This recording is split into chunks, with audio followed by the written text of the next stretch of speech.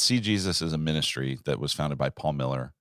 We've had a partnership with See Jesus as a ministry for about 5 or 6 years. Some years ago, some of our leaders had just been exposed to their ministry and thought, you know what, we really need to start infusing our existing ministry with this vision of spirituality. We had a bunch of pastors go through a prayer cohort that See Jesus offered. We had them come and do different trainings and do different seminars and that sort of stuff. So we were experiencing it. We're like, man, this material is great. This is so helpful. It's transforming our understanding of prayer. It's transforming our experience of God. So many people watched The Chosen Mhm. and they loved The Chosen. And the reason they loved The Chosen was they went, oh, Jesus feels like a real person. Yeah. And so See Jesus Ministry is going, what if you could do that with the Bible? Because you can. You just have to slow down enough to try to do it. So we were having, as leaders, these great experiences and going, this is just not getting into the church enough. It's dripping, but it's too slow.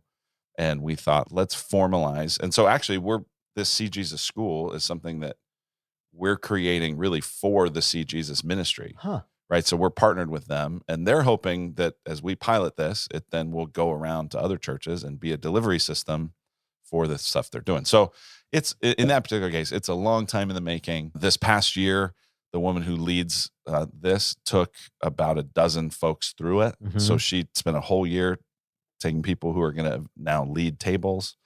And so we'll have about 88 slots, about exactly 88 slots for people to do the See Jesus school.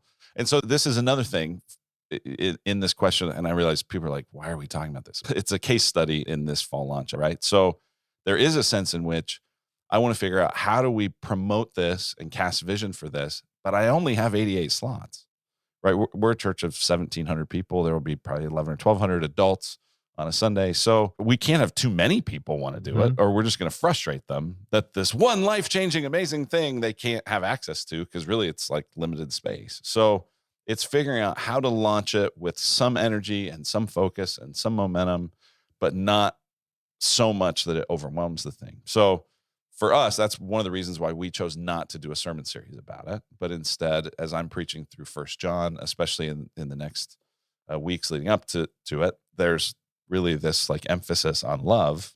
How are you going to learn to love? You got to learn to see Jesus, right? So there's a way to drip it and to integrate it into the preaching. So anyway, long story, helpful case study.